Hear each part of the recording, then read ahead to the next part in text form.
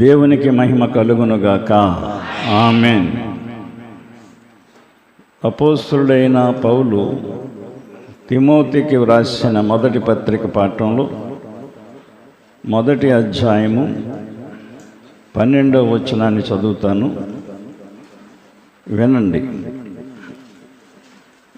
చూడండి బైబిల్ తీసి. పాపులను రక్షించుటకు క్రీస్తు యేసు లోకమునకు వచ్చెనను వాక్యము నమ్మదగినదియు పూర్ణాంగీకారమునకు యోగ్యమైనదియునై ఉన్నది. అట్టి వారిలో నేను ప్రధానుడను. ప్రార్థన. ప్రేమగల తండ్రి, పరిశుద్ధుడా, యేసయ్య మీకు వందనములు, స్తోత్రములు తండ్రి. చదువుబడిన వాక్యాన్ని బట్టి మీరు మాతో మాట్లాడండి, మమ్మను ఆత్మీయంగా బలపరచండి. వాక్యాన్ని విని గ్రహించులాగున మీ జ్ఞానము, జ్ఞాపశక్తి ప్రతి ఒక్కరికి తెలివినిచ్చి వివేకమునిచ్చి నడిపించండి. అల్పుడను అయోగ్యుడను ఎన్నిక లేని వాణ్ణి నన్ను ఎన్నుకొని మీ మాటలు చెప్పడానికి నన్ను కేవలము మీ పరికరముగా, సాధనముగా వాడుకుంటున్నారు తండ్రి. మంచి పనిముట్టుగా నన్ను చేయండి. విశ్వాసముతో నీ వాక్యాన్ని వివరించి చెప్పడానికి మీ ఆత్మీయ జ్ఞానం నాకు దయచేయమని కూడి వచ్చిన సంఘమును బట్టి, నన్ను బట్టి ప్రార్థన చేస్తూ ఈ యొక్క వాక్య పరిచర్యలో మాకు తోడై ఉండమని, సహాయం అందించమని యేసయ్య నామమున ప్రార్థించి అడుగుచున్నాము తండ్రి. ఆమేన్. అందరికీ వందనాలండి. పాపులను రక్షించడానికి యేసు క్రీస్తు ఈ లోకానికి వచ్చాడు. చాలాసార్లు మనం వింటూనే ఉన్నాం ఈ వాక్యాన్ని. క్రిస్మస్లో కూడా తప్పనిసరిగా ఈ వాక్యం, ఈ కొటేషన్ చదివిస్తూ ఉంటారు. అయితే ఏది పాపం? పాపమేదో తెలియకుండా ఈనాడు ప్రజలందరూ బతుకుతున్నారు, క్రైస్తవులు కూడా బ్రతుకుతున్నారు. పాపులను రక్షించడానికి క్రీస్తు యేసు లోకానికి వచ్చాడు. ఈ మాట నమ్మదగినది అని చెప్తున్నాడు పౌలు గారు. దీన్ని అంగీకరించడానికి, పూర్తిగా అంగీకరించడానికి కూడా యోగ్యమైంది అని చెప్తున్నాడు. అయితే పాపులెవరు, పాపాలేంటి అనేది మనం ఆలోచించినప్పుడు మొట్టమొదటిగా ఈ లోకంలోకి పాపం ఏ విధంగా వచ్చింది అని అంటే ఆజ్ఞను అతిక్రమించడం ద్వారా వచ్చింది. ఆదాము అవ్వలో ఏ తప్పు చేయలేదు, వాళ్ళు ఎవరిని తిట్టలేదు, తిట్టడానికి ఎవరూ లేరు, ఎవరి మీద అసూయ పడలేదు, అసూయ పడడానికి ఎవరూ లేరు అప్పటికి. అర్థమైందా? అసలు ఏ తప్పు లేదా అందులో. కాకపోతే దేవుడు ఆజ్ఞాపించిన మాటని వాళ్ళు మీరారు కనుక ఆజ్ఞాతిక్రమమే పాపము అని బైబిల్ చెప్తుంది. చాలామందికి తెలియదు ఇది, మీకు కూడా తెలియదు. ఆజ్ఞాతిక్రమమే పాపం. మీ పాస్టర్ గారు మిమ్మల్ని 8 గంటలకు ఆరాధనకి రండి అని ఆజ్ఞాపించాడు. పాస్టర్ గారు మాట కదా అనుకుంటున్నారు మీరు. దేవుడు ఆయన ద్వారా మనకి 8 గంటలకు ఆరాధన పెట్టాడు, 8 గంటలకు రమ్మని చెప్పాడు అని దేవుడు ఆయన చేత చెప్పించాడు అనుకునే వాళ్ళు ఎంతమంది? ఈ బైబిల్లో కూడా ఈ మాటలన్నీ ప్రవక్తలే రాశారు. ఎవరు చెబితే రాశారు? దేవుడు చెబితే రాశారు. అలాగే ఒక దైవజనుడు ఆరాధన విషయంలో ఒక సంగతి మీకు చెప్పినప్పుడు అది ఎవరు చెప్పినట్లు? దేవుడు చెప్పినట్లు. దేవుడు చెప్పినట్లు అనుకుంటేనే దీవించబడతాం, మనం దాన్ని చేస్తాం. కనుక యోహాను రాసిన మొదటి పత్రిక 3వ అధ్యాయం 4వ వచనంలో యోహాను గారి ఆజ్ఞాతిక్రమం గురించి చెప్పాడు. ఆయన పాపమని, పాపము చేయు ప్రతివాడు ఆజ్ఞను అతిక్రమించుచున్నాడు. ఆజ్ఞాతిక్రమమే పాపము. అదేనండి పాపం. దేవుడు భార్యకి చెప్పాడు ఎలా ఉండాలో భర్తతో. భార్యకి చెప్పాడు భర్తతో ఎలా ఉండాలో. భార్యకి చెప్పాడండి. మరి భార్యలు ఉంటున్నారు అలాగా? దేవుడు చెప్పింది అది. స్త్రీలారా మీ స్వపురుషులకు లోబడి ఉండు అని చెప్పాడు. ఎంతమంది భార్యలు లోబడి ఉంటున్నారు ఈ రోజున? మరి ఆజ్ఞను అతిక్రమిస్తున్నారు కదా మీరు. మీ భర్తలు మీ చేతిలో పెట్టుకొని మీరు పెత్తనాలు చేస్తున్నారంటే ఇది దేవుని ఆజ్ఞాతిక్రమం అని ఎంతమంది క్రైస్తవ స్త్రీలు గ్రహిస్తున్నారు ఈ రోజున? ఎంతమంది ఆలోచిస్తున్నారండి? అలాగే భర్తలారా మీ భార్యల్ని ప్రేమించండి అని చెప్పాడు భర్తలకి. మరి భర్తలందరూ భార్యల్ని ప్రేమించి వాళ్ళ అవసరాలు అడిగింది తీరుస్తున్నారా? ఎంతమంది భర్తలు భార్యల్ని ప్రేమిస్తున్నారు ఈ రోజున? పిల్లలకు చెప్పాడు ఆయన, పిల్లలారా అన్ని విషయములలో మీ తల్లిదండ్రుల మాట వినండి అని చెప్పాడు. అది ప్రభువును బట్టి మెచ్చుకోదగిన. ఎంతమంది పిల్లలు తల్లిదండ్రుల మాట వింటున్నారు ఈ రోజున? నేను మా తల్లిదండ్రి మాట వింటున్నానని చెప్పగలరా మీరు? ఇక్కడ ఉన్న మీ సంఘంలో మీరు ఎవరైనా పిల్లలు భార్యలు ఎవరైనా చెప్పగలరా? నా భర్తకి నేను లోబడి ఉంటున్నానండి, అతను తాగుబోతైనా తిట్టిపోతైనా నన్ను ఎంత హింసించినా సరే నేను లోబడి ఉంటున్నానని చెప్పగలరా? భర్తలు ఎవరైనా చెప్పగలరా నా భార్యను నేను ప్రేమిస్తున్నానండి అని? భార్యను ప్రేమించేవాడు ముందు దేవుణ్ణి ప్రేమించి భార్యను ప్రేమించాలి. అది మర్చిపోతున్నారు. భార్యను ప్రేమించే వాళ్ళు ఉన్నారు, లేకపోలేదు. దేవుణ్ణి ప్రేమించకుండా భార్యలను ప్రేమిస్తున్నారు. దేవునికి లోబడకుండా భర్తలకు లోబడే స్త్రీలు కూడా ఉన్నారు కొంతమంది. అక్కడక్కడ వెతికితే దొరుకుతారు. మరి ఇవన్నీ ఆజ్ఞలు కదా మనకి? దేవుడు చెప్పిన మాటలు కదా. కనుక ఆజ్ఞాతిక్రమమే పాపం. పాపమండి. దైవజనుడు చెప్పింది మీరు ఇన్ని చేయకపోవటమే చేసే పాపం. మీకు ఆయన తప్పు చెప్పాడు, రెడీ చెప్పాడు, తర్వాత విషయం దేవుడు చూసుకుంటాడు. మీరు చేయవలసింది ఏంటంటే దైవజనుడు చెప్పింది మీరు చేయాలంతే. మన సమయానికి రమ్మని చెప్పాడు దైవజనుడు, రావాలి.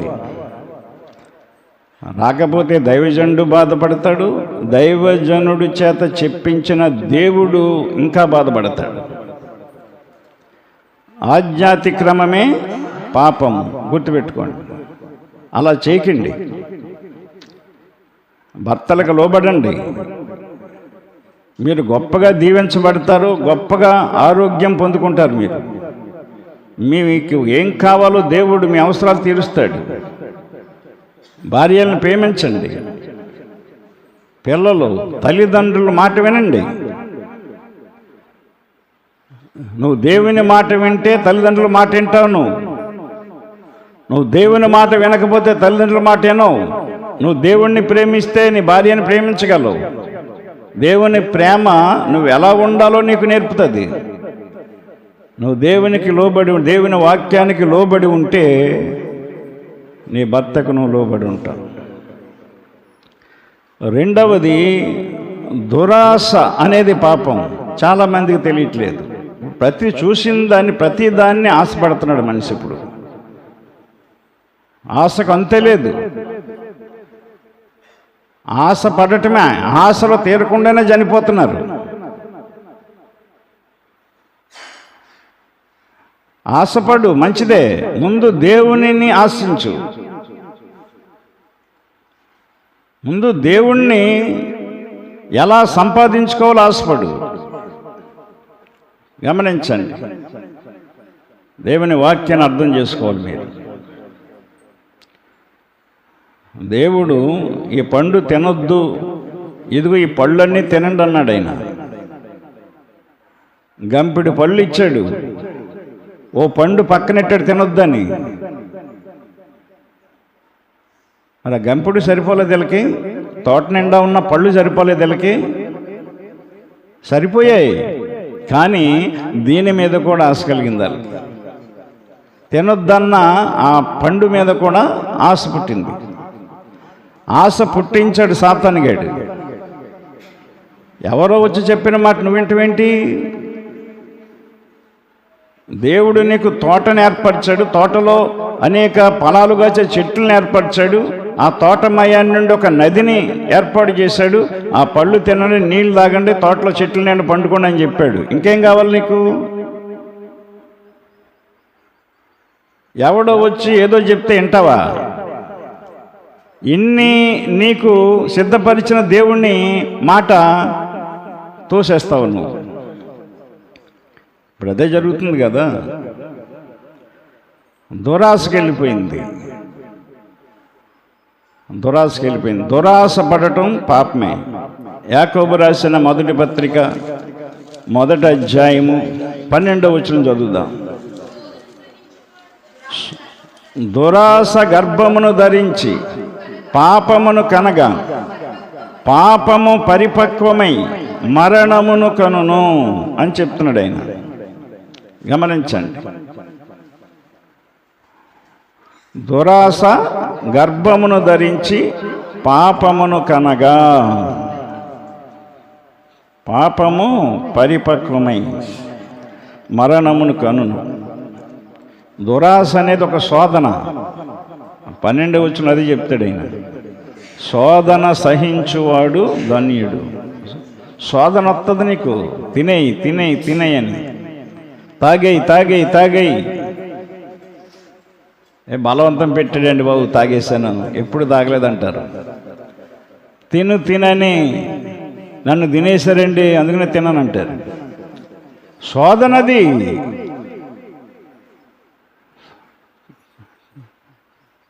నిన్ను శోధనకి గురి చేయటం, నేను పాపంలో పడేయాలంటే ముందు నీలో ఆశ పుడుతుంది, పుట్టిస్తాడు సాతానుగాడు. అర్థమైంది? దురాశ అనేది సాతాను దగ్గర, ఆజ్ఞాతిక్రమం అనేది సాతానుగాడిదే. అర్థమైందా? వాటికి దురాశ వచ్చేసింది. పరలోకంలో దురాశ పుట్టింది వాడిలో. ప్రభు కూర్చుండే సింహాసనం చూసి ఈ సింహాసనం మీద నేను కూర్చోవాలి, ఈ సింహాసనం అధిష్ఠించాలి, నేను పరిపాలించాలి, ఎలాగని ఆలోచించుకున్నాడు అతను. వెంటనే దేవుడు కనిపెట్టేశాడు. వాడి హృదయంలో ఉన్నదాన్ని తెలుసుకున్నాడు. అంతే. అర్థమైందా? నీ మనస్సులో అనుకుంటివి కదా అన్నాడు. అందుకని అర్థమైంది. మేఘమండలం మీదకెక్కుదును, మహోన్నతినితో నన్ను సమానముగా చేసుకుందును అని నువ్వు మనస్సులో అనుకుంటివి కదా. చూసారా? మనసులో అనుకున్నది తెలిసిపోయింది మన దేవుడికి. మన దేవుడు అలాంటి దేవుడండి. మన దేవుడు రాయి కాదు, చెట్టు కాదు, పుట్ట కాదు, దెమ్మ కాదు, బొమ్మ కాదు. మన దేవుడు జీవము గల దేవుడు, చూచే దేవుడు, వినే దేవుడు, నీతో నడిచే దేవుడు, నీతో ఉండే దేవుడు. నీ పై రూపాన్ని చూస్తాడైనా, అంతరంగాన్ని కూడా రెండు చూస్తాడైనా. నువ్వు ఎలాంటి యాసం వేసుకొస్తున్నావో గుడికి, నువ్వు ఎలాంటి మేకప్లు కొట్టుకుని వస్తున్నావో, నీ తల ఎలాంటి కటింగ్లు వేసుకొస్తున్నావో, ఎలాంటి జడలు వేసుకొస్తున్నావో, మరి ఏంటనుకుంటున్నారు? అన్నీ చూస్తాడు ఆయన. అలాంటి వాళ్ళందరూ కూడా దెబ్బైపోయారండి. అలాగా చర్చిలకు వచ్చి సోకులు చేసుకుంటూ వచ్చిన వాళ్ళందరూ అడ్రస్లు లేకుండా వెళ్ళిపోయారు. దేవుని సన్నిధికి మనం సిద్ధపడి రావాలి. నీ హృదయాన్ని సిద్ధపరుచుకొని, నీ ఆత్మను సిద్ధపరుచుకొని పరుగుని రావాలి నువ్వు పెందలకడే. నన్ను వాళ్ళు చూస్తారు, నేను నీళ్ళు చూస్తారు, నా జడ ఎలా ఉండాలి, నా తల ఎలా ఉండాలి, నా ప్యాంట్ ఎలాగ ఉండాలి, నా షర్ట్ ఎలాగ ఉండాలి, నా చీర ఎలా ఉండాలి, ఈ ఆలోచనలేటి. పెళ్ళికి వెళ్ళినప్పుడు ఆలోచించుకో, ఫంక్షన్కి వెళ్ళినప్పుడు ఆలోచించు, తయారయ్యేళ్ళు. దేవుని సన్నిధికి ఎవరు చూస్తారని ఈ తయారవటంలో ఎంత లేట్ అయిపోతుందో నీకు, టైం ఎంత ఆలస్యం అయిపోతుందో నీకు. ఎలాంటి పాటలు మిస్ అవుతున్నావు నువ్వు. పాటలు కూడా ఎలాంటిదంటే, చేను ఊడ్చే ముందు దమ్ము చేస్తారు చూడండి, దమ్ము చేస్తారు, చేను నాగలతో దున్నుతారు. పాటలు దమ్ము చేస్తాయి, నీ హృదయాన్ని దున్నుతాయి, మెత్తన చేస్తాయి, సిద్ధపరుస్తాయి. మరి నువ్వు వచ్చి పాటలు వినకుండా వాక్యం ఉంటాయనికి వచ్చి కూర్చుంటే నీ నేల గట్టిగానే ఉన్నట్టు కదా, దున్నబడలేదు కదా, మెత్తం చేయబడలేదు కదా. ఎలా నాటుతావు నువ్వు నారు? మొక్క ఎలా నాటుతావు నువ్వు? ఊడిపి ఎలా ఉడుతారు మీరు? దమ్ము చేయించేకి చేలోకి వెళ్ళి ఊడచమంటే ఎలా ఉడుతారు మీరు?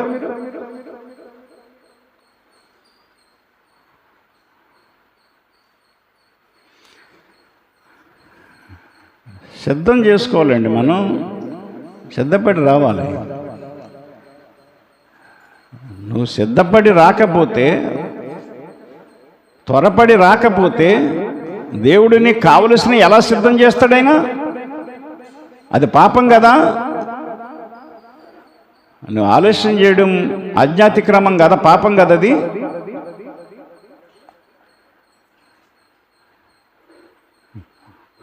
దురాశపడటం, చూసింది ప్రతిదీ కావాలి ఈ రోజున, ఆశించింది ప్రతిదీ పొందుకోవాలి, అప్పో సప్పో చేసి దాన్ని కొనుక్కోవాలి. అది లేకపోతే బతకలేవా? నీ ప్రాణాన్ని ఏమైనా నిలబెడుతుంది అది? నీ జీవం ఏమైనా లోపలికి ఊపిరి ఏమన్నా ఇస్తుందా నీకు అది? ఊపిరిచ్చే దేవుడిని, జీవం ఇచ్చే దేవుడిని, సమస్తాన్ని నీకు ఇచ్చే దేవుడైనా నీకేం కావాలో అన్నీ ఇస్తాడైనా. ఆయన రాజ్యాన్ని వెతుకొచ్చి ఆయన నీతిని సంపాదించుకో, అప్పుడు అవన్నీ నీకు ఇస్తాడైనా, నీకు అనుగ్రహించబడతాయని చెప్పేశాడు. మనం ఎప్పుడైతే దేవుని రాజ్యాన్ని, నీతిని వెతుక్కుంటూ భక్తి చేస్తామో మనకు కావలసినవన్నీ అనుగ్రహించబడతాయి. ఇంకా నో ఆర్డర్, ఇంకా ఆర్డర్ వేసేసాడు ఆయన. ఏమన్నాడు అక్కడ? మత్తయి సువార్త 6:31 31, 32, 33. కాబట్టి ఏమి తిందుమో, ఏమి తాగుదుమో, ఏమి ధరించుకుందుమని చింతింపకుడి. అన్యజనులు వీటన్నిటి విషయమై విచారిస్తారు, చింతిస్తారు, ఆలోచిస్తారు. ఇవన్నీ మీకు కావాలనని మీ పరలోకపు తండ్రికి తెలియను. విన్నావా ఈ మాట ఎప్పుడన్నా నువ్వు? నా దేవుడికి తెలుసు నాకేం కావాలో అనే ధైర్యం వచ్చిందా నీలోకి? వచ్చిందా? అది వచ్చినప్పుడే దేవుడు చేస్తాడు నీకు. మన తండ్రికి తెలుసండి, మన దేవుడికి తెలుసు. ఎందుకంటే ఆయన చూసే దేవుడైనా, వినే దేవుడు. నువ్వెవరితో ఏం మాట్లాడుతున్నావో, ఏం కొనుక్కుందామంటున్నావో, ఏం సంపాదించుకుందామని ఎవరెవరితో మాట్లాడుతున్నావో వింటాడైనా. నువ్వు దేవుణ్ణి సంపాదించుకోకుండా ఏదేదో సంపాదించుకుందామంటే ఎలా వస్తుంది నీకు? ఎలా వస్తుందండి? అప్పులు చేసి చేసుకోవాలి నువ్వు. దేవుడిని చేతి నిండా ధనం ఇచ్చి చేయించడు.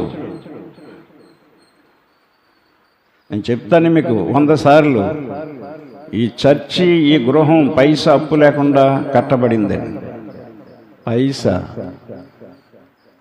మిమ్మల్ని ఎవరిని కూడా నేను ఎప్పుడు రూపాయి అడగలేదు. ఇదమ్మా నా బాధ అని చెప్పలేదు ఎప్పుడు మీకు. సంఘాల్లోకి వెళ్ళండి, పాస్టర్లు వాళ్ళ బాధలు ఎలా చెప్తున్నారు, వాళ్ళ ఇబ్బందులు ఎలా చెప్తున్నారు. తండ్రి దేవుడు చేసే ఎలా ఉంటాయి. దురాశ పడకూడదు. మనం దేవుడు చేయకుండా ముందే దురుద్దేశంతో మనం ఉండకూడదు. దేవుడు ఎప్పుడు కడతాడు మందిరం అప్పుడే కడతాడని అలాగా చూసాం మేము. మందిరం కట్టు ప్రభు అని కూడా ఆయన ప్రెషర్ చేయలేదు ఆయన్ని. దేవుడు ఎవరొకరిని పంపిస్తాడో ఆ పని ప్రారంభం మొదలు పెడతాడు ఆయన. ఆ ఆయనకి పాలరాజు గారు వచ్చారు, ఆయన ద్వారా దేవుడు ప్రారంభం చేశాడు. ఒక వ్యక్తిని పంపిస్తాడు ఆయన. మన హృదయ ఆలోచనలు ఎరిగిన దేవుడు. మనకి మందిరం కావాలని ఆయనకి తెలుసు, మనకంటే ఎక్కువ తెలుసు ఆయనకి. ఎందుకంటే స్వచ్ఛమైన వాక్యం చెప్తున్నాడు నా సేవకుడు. ఖచ్చితంగా మాట్లాడుతున్నాడు, కరెక్ట్గా మాట్లాడుతున్నాడు. నా సేవకుడికి నేను మంచి మందిరం ఇవ్వాలి అని నాకంటే మనందరికంటే కూడా అనుకుంటాడు ఆయన. అనుకున్నాడు కాబట్టి ఇలాంటి మందిరాన్ని ఎవరిని అడగకుండా నా సేవకుడికి అన్నీ నేను ఇవ్వాలనుకున్నాడు, ఇచ్చాడు. దేవునికి మహిమ కలుగునుగాక. ఈ ఊర్లో ఏ మందిరమైనాకి వెళ్ళి చూడండి, అడగకుండా ఎవడని కట్టాడేమో. మండలం అంతా తిరగండి, ఎవరిని అడగకుండా మందిరం కట్టానని చెప్పమనండి ఎవరినైనా.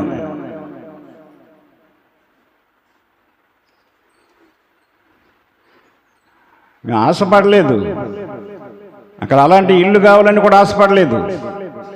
ముందు మందిరమే కట్టించాను నేను. ఇంటికంటే కింద పునాదేశ కింద ఆరాధన జరిపాం. ఆరాధన జరుపుతూ పైన మందిరం పనిచేస్తాం. మందిరం అంతా కంప్లీట్ అయ్యాక దీన్ని ఓపెనింగ్ చేసాం. అప్పుడే కింద ఆయన కట్టించాడు. మొదట దేవుని పని చూడాలి మనం. ముందుగా ఆయనకిచ్చి ప్రతిఫలము పొందగలవాడెవడు అన్నాడు ఆయన. వాక్యాన్ని నమ్మాం మేము, వాక్యాన్ని నమ్మాం, వాక్యానుసారంగా చేస్తున్నాం. ఎంత చెప్తున్నాను మీకు నేను, గుండెలు అదిరేలాగా గొంతు చించుకొని చెప్తున్నాను. ఎప్పుడు మనమే పొందాలి, మనమే సంపాదించుకోవాలి, మనమే ఇదైపోవాలనే దురాశ ఉండకూడదు. వెనక్కి లాగేస్తాడు దేవుడు, వెళ్ళిపోతాయి వెనక్కి. అర్థమైందా? దురాశ గర్భమును ధరించి పాపమును కనగా పాపము పరిపక్వమై మరణమును కనును. దురాశ అనేది కూడా ఏంటండి? పాపమే కదా? పాపమేనా? ఆజ్ఞాతిక్రమం పాపం, దురాశ పట్టం. దురాశ అంటే లేని దాన్ని మనం బాగా ఆశించటం. అది మనకి అవసరం లేదు, అది కానీ ఎదటోళ్ళకి ఉంది, మనకే కావాలి అనుకోవడం దురాశ. నీకు అవసరమైన వాటి గురించి ఆశపడు, దురాశపడకు. అన్నం కావాలి, ఈ పూటకి లేదు, ఆశపడు. ఆశపడి దురాశకి వెళ్ళొద్దండి, దురాశకి వెళ్ళొద్దు. కుటుంబాన్ని దృష్టిలో పెట్టుకుని ఈ సైనికుడు ఉద్యోగం ఎంతకాలం నేను చేస్తానని చెప్పి ఆకాను అక్కడ సఫేదమైనటువంటి ఆ బంగారాన్ని తెచ్చుకున్నాడు అతను. దేవుడు చెప్పాడు, మీరు ఆ సఫేదమైన దానిలో ఏది ముట్టొద్దు, ఆ ప్రజలందరినీ చంపేయండి, పిల్లల మొదలుకొని వృద్ధుల వరకు చంపేయండి, బతకనివద్దు. వాళ్ళు పాపం చేసి సంపాదించుకున్నారు అవన్నీ, అక్కడి నుంచి ఏది తీసుకురావద్దు మీరు అని చెప్పాడు. ఏది తేవద్దు అన్నాడు. అర్థమైందా? ఆకాన్ అనేవాడు వాడు దురాశకు పోయి ఆ బంగారపు కమ్మి తెచ్చుకున్నాడు. అది దక్కలేదు, ఆడు కుటుంబం కూడా దక్కలేదు. దురాశ మనకు తెలియదండి మనల్ని ఎలాంటి నష్టంలోకి నడిపిస్తుందో.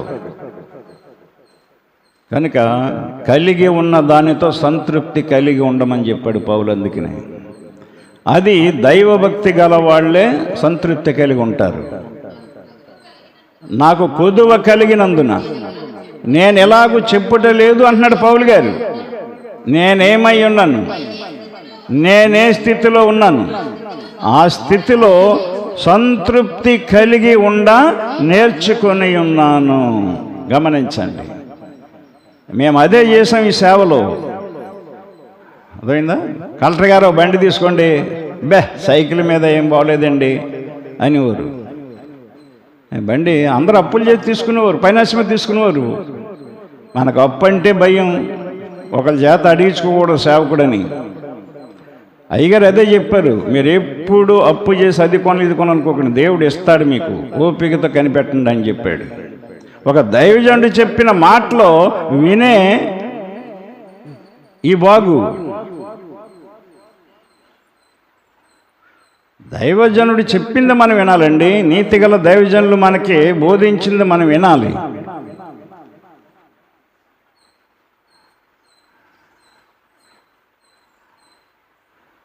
ఇప్పుడు ఒక 5,000కి అప్పుడు చేతకు కొన్నాం. 5,000కి ఇస్తుంటే చాలా తక్కువ. అది అప్పుడు 1,000 రూపాయలు తక్కువ వస్తే అప్పుడు ఎర్రపాపతో చెప్పాను మా చెల్లితో, ఒక 1,000 రూపాయలు అంటే ఎవరా అని. అప్పుడు కోటాది నడిపే డబ్బులు ఇచ్చేస్తానని. అప్పుడు 1,000 రూపాయలు ఇచ్చింది. నా దగ్గర 4,000 ఉంటే 5,000 ఇట్టా చేతక్క తెచ్చుకున్నాను. అప్పుడు తెల్లది చేతక్క మీద నడుతుంటే, చేతక్క షూట్ అవ్వలేదండి కలెక్టర్ గారు మీకు అనేవారు. మళ్ళీ సాతాన్ గారు చెప్పేస్తాడు. దాని మీద బోల్డ్ సేవ చేసాం మేము, సైకిల్ మీద బోల్డ్ సేవ చేసాం. అలా దేవుడు ఇచ్చినప్పుడే బండి కొనుక్కున్నాను నేను. దేవుడు ఇచ్చినప్పుడే అబ్బాయికి బండి కొన్నాం. ఎందుకంటే ఫైనాన్స్ అనేది మనం కడతామో కట్టలేమో మనకు తెలియదు. చాలామంది పాస్టర్ల బళ్ళు కట్టగా పట్టుకుపోయారు. కలిగి ఉన్న దానిలో సంతృప్తి కలిగి ఉండటం నేర్చుకున్నా. అదే మా పిల్లలకి నేర్పించాను నేను. ఆడపిల్లలకైనా మగ అబ్బాయికైనా మనం నేర్పుకోవాలండి. మన పిల్లలకి మన పిల్లలు అలాగ ఉండాలి ఎలాగ ఉండాలని హెచ్చింపులు నేర్పకూడదు. మనం ఏది కలిగి ఉంటే అదే మన పిల్లలకు చెప్తాం. ఈ రోజుకి ఏది వద్దంటాడు నాని? సంతృప్తి. దురాశ పడకూడదు, ఆశపడు, దేవునికి ప్రార్థన చేయి. దురాశకి వెళ్ళిపోయి అప్పులు చేసి దేన్ని మనం కొనకూడదు. 3, తిరుగుబాటు చేయుట పాపం. గుర్తుపెట్టుకోండి. తల్లిదండ్రుల మీద తిరుగుబాటు చేస్తున్నారు ఈ రోజున పిల్లలు. పాపం మూట కట్టుకుంటున్నారు పిల్లలు ఈ రోజున. వాళ్ళ జీవితాలు బాగోవండి. జీవితాంతం కుమిలి ఏడవలసి వస్తారు. తర్వాత తల్లిదండ్రులకు ఇష్టం లేనివి చేస్తున్నారు ఈ రోజున. తిరుగుబాటు మామూలుగా లేదు ఈ రోజున. సంఘంలో కూడా తిరుగుబాటు. సంఘాల్లో కూడా తిరుగుబాట్లు ఉన్నాయండి. ప్రతి సంఘంలో సమస్యలే, గొడవలే. దేవుని కృపను బట్టి మన సంఘంలో అలాంటివి ఏముండవు. ఒకవేళ ఏమున్నా మనసుల్లో మీరు కొనుక్కుంటారేమో తప్ప వాటిని సమస్యలోకి తీసుకురారు. ఉంటాయి, ఉండకుండా అది పెడతాడు మీల్కి. కానీ నిదానించుకొని నిమ్మలించుకొని సరి చేసుకుంటున్నారు మనోళ్ళు.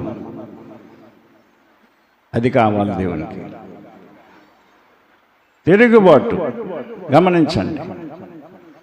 కోరాహు, దాతాబి, అభిరాములు మోసే దైవజనుడి మీద తిరుగుబాటు చేశారు. దేవుడు ఊరుకోలేదు. మోసే ఏం చేయలేదు వాళ్ళని. గుర్తుపెట్టుకోండి. పాస్టర్ గారు ఏం చేయడు మిమ్మల్ని. సంఘాన్ని పాస్టర్ గారు ఏం చేస్తాడు? ఏ పాస్టర్ ఏం చేయలేడు. అదే నిజమైన పాస్టర్ అనుకోండి, దేవుడు ఊరుకోడు. నిజమైన పాస్టర్ మీద తిరుగుబాటు చేస్తే, వాక్యాన్ని గద్దించి ఖండించి మీరు ఎలా ఉండాలని బుద్ధి చెప్పే పాస్టర్ మీద తిరుగుబాటు చేస్తే దేవుడు ఊరుకోడు. కోరాహు, దాతాను, అబీరాముల్ని మోసే ఏం చేయలేదు. దేవుని కోపం వచ్చింది, దేవుడే వాళ్ళని చంపేశాడు. దేవుడు చంపుతాడా? చంపుతాడు. అవసరం వచ్చినప్పుడు చంపుతాడండి. చంపాడు కదా, అక్కడ చంపాడు కదండి. దేవునికి వ్యతిరేకంగా ఉన్న మనుషుల్ని ఉంచడైనా బాగా విపరీతంగా బాగా తిరుగుబాటు చేసేవాళ్ళని. సౌలు తిరుగుబాటు చేశాడు. తిరుగుబాటు అంటే దేవుడు చెప్పింది వినకుండా వేరే చెప్పడం, ఎదురు చెప్పడం తిరుగుబాటు. అది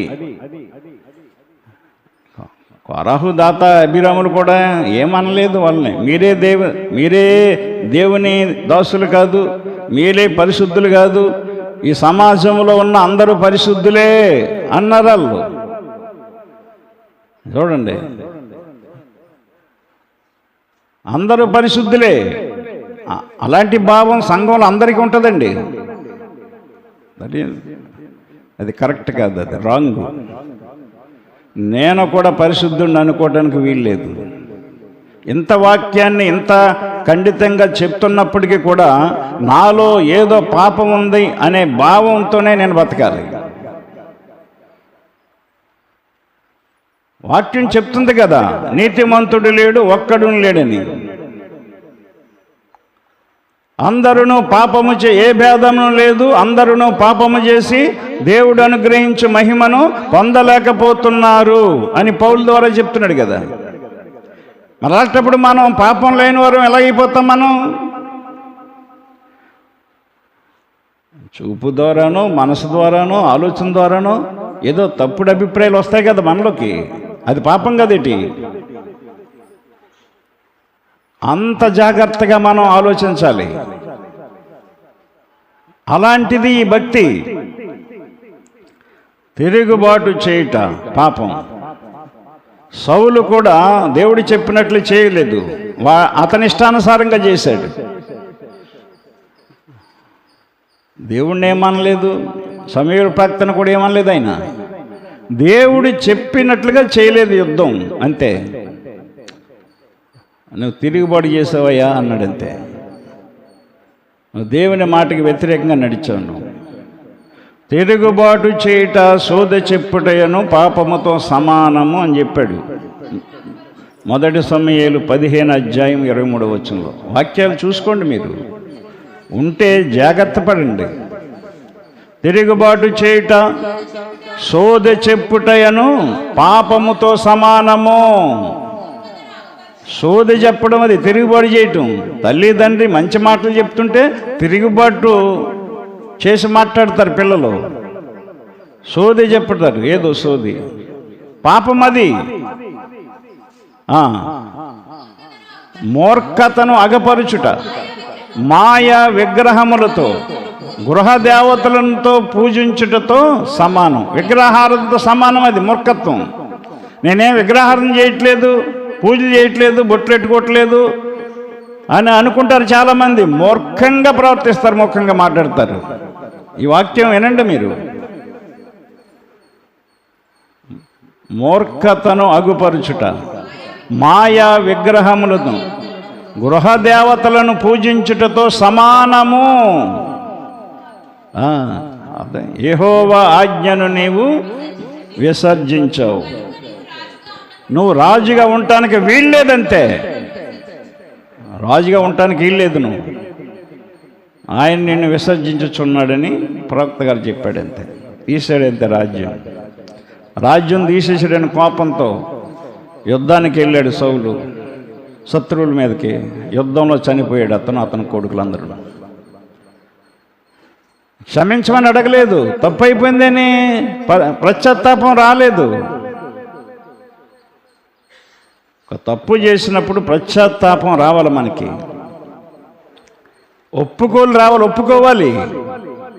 ఒప్పుకోవాలండి. క్షమించండి అంటే ఒక మాట ఏముందో, మనకు పోయిందేముందో, మనకి బాగుపడతాం, మనం బాగుంటాం.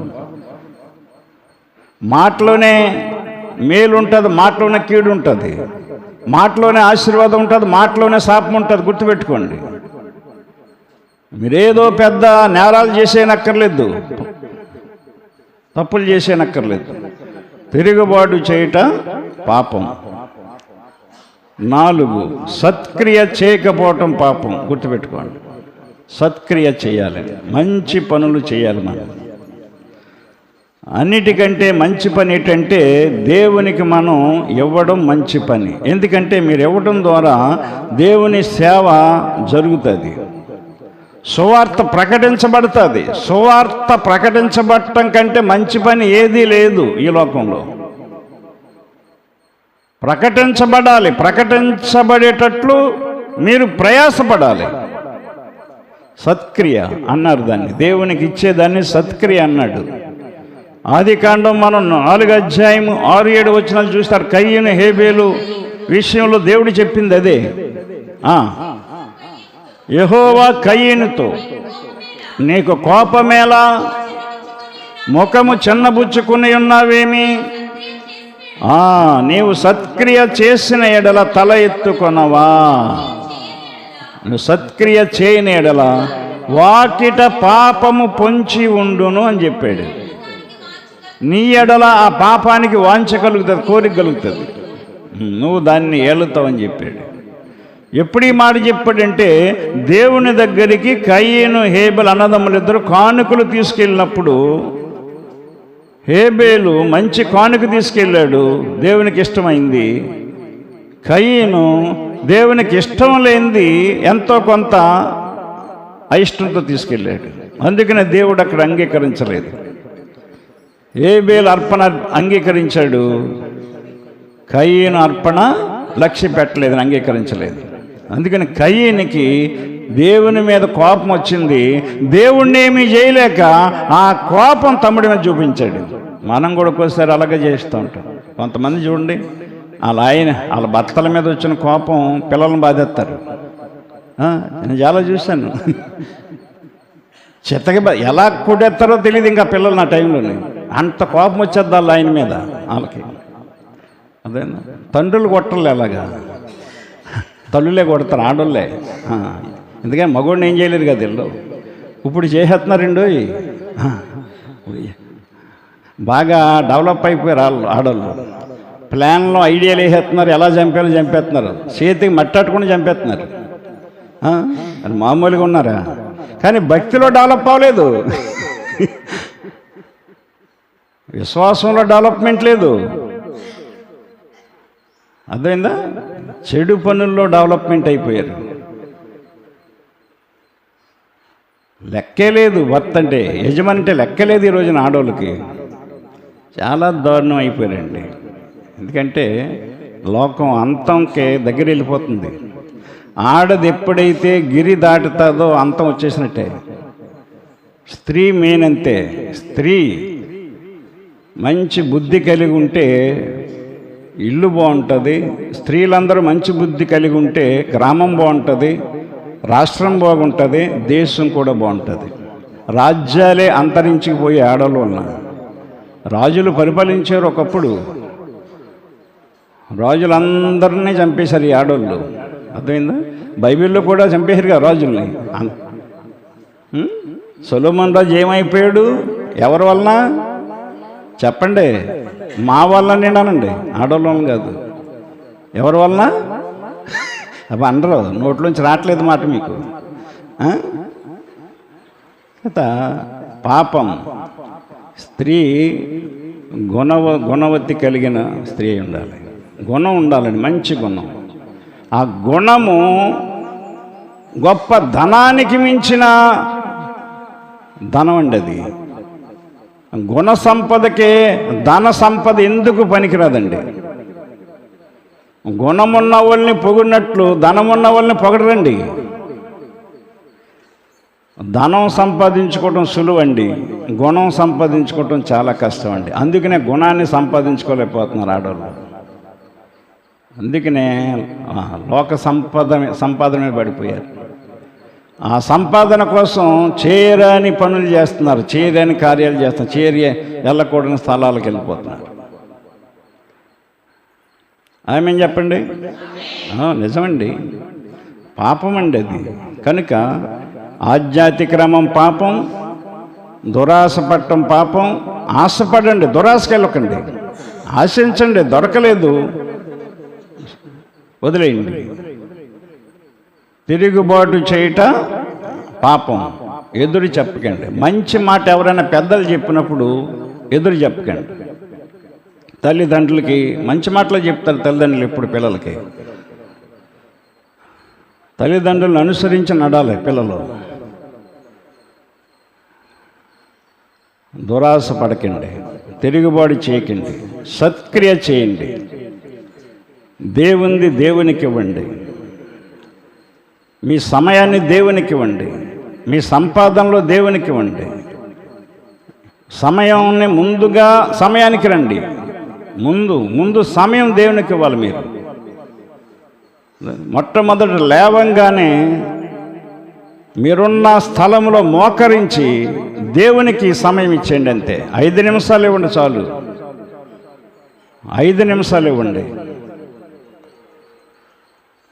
వీలైతే 10 నిమిషాలు, మీ ఓపిక 10 నిమిషాలు చేయండి ప్రార్థన. మొట్టమొదట సమయం దేవుణ్ణి నువ్వు జ్ఞాపకం చేసుకున్నావా లేదనేది దేవుడు చూస్తాడు. నువ్వు 5 నిమిషాలు చేసావా, అరగంట చేసావా, గంట చేసావా అనేది కాదు ఆయనకి. నువ్వు ఆయన్ని గుర్తు చేసుకున్నావా లేదా మొట్టమొదట లేవంగానే, అది కావాలి ఆయనకి. నువ్వు ఎప్పుడైతే ఆయన్ని జ్ఞాపకం చేసుకున్నావో దేవుడు నిన్ను ఆ దినమంతా జ్ఞాపకం చేసుకుంటాడు. నీకేమీ కాదు. ప్రార్థనలో అంత ఆశీర్వాదం ఉంటుంది. దేవుణ్ణి జ్ఞాపకం చేసుకోవటంలో అంత ఉంటుంది. లేచి లేవంగానే వాళ్ళకి ఫోన్ చేద్దాం, వీళ్ళకి ఫోన్ చేద్దాం, మనుషులను కాదు జ్ఞాపకం చేసుకోవటం. ముందు దేవుణ్ణి జ్ఞాపకం చేసుకో. దేవునికి ఫోన్ చేయి, దేవునికి ఫోన్ చేయి, కాల్ చేయి దేవునికి. దేవునితో మాట్లాడు ముందు. తర్వాత నువ్వు ఆయనతో మాట్లాడడానికి నీకు సెల్ ఫోన్ అక్కర్లేదు. నువ్వు ఏ నెంబర్ నొక్కక్కర్లేదు. ప్రభువా అని పలుకుతాడు. ఎంతైనా ఎక్కడో ఉన్న దేవుడు పలుకుతాడు. మొదట సమయాన్ని ఆయనకి ఇవ్వండి. మొదట ఆదాయం ఆయనకి ఇవ్వండి.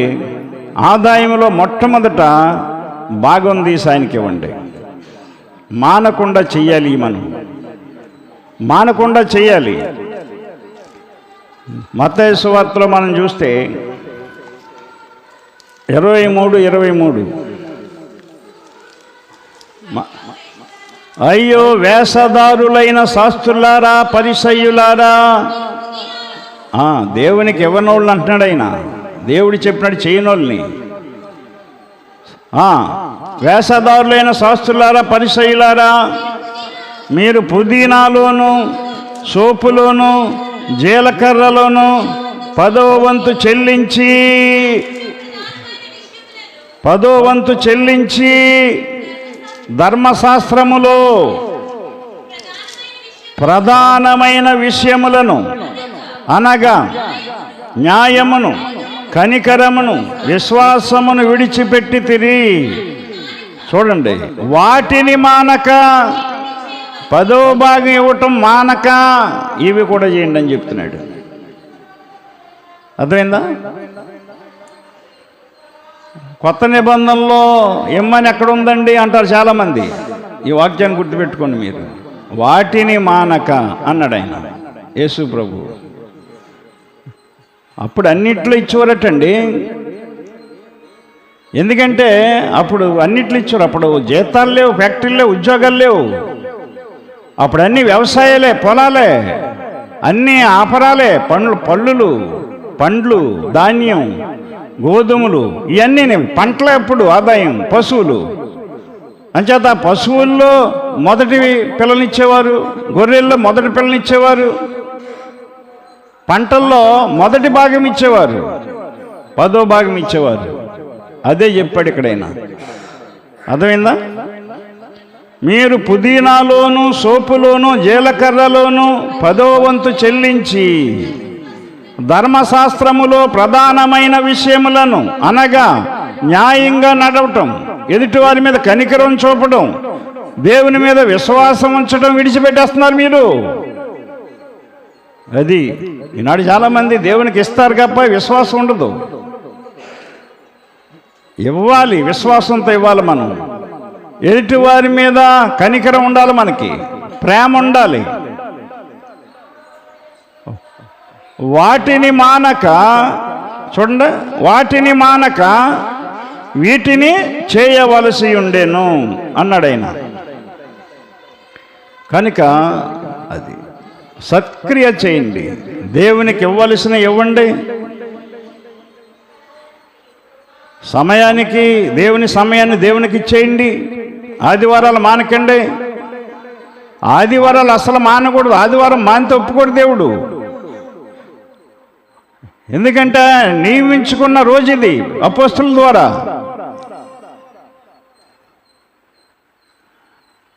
మిగిలిన ప్రార్థనలన్నీ మనం ఏర్పాటు చేసుకున్నాం ఆత్మీయంగా బలపడడానికి, మధ్య మధ్యలో వాక్యం వినాలని.